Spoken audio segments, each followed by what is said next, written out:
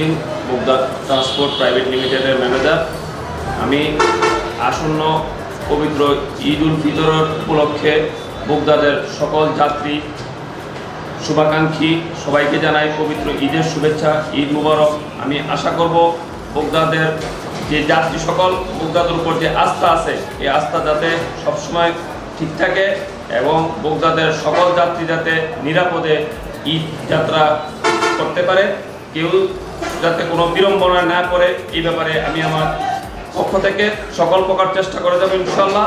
আর আমি যাত্রীদের কাছে একটা অনুরোধ করব, অপরিচিত কারো কাছ থেকে কোনো কিছু খাবেন না, অপরিচিত কারোর সাথে কোনো মেলামেশা করবেন না। কোনো সমস্যা হলে আপনি আমাদের সুপারভাইজার এবং চালকের সাথে যোগাযোগ করবেন।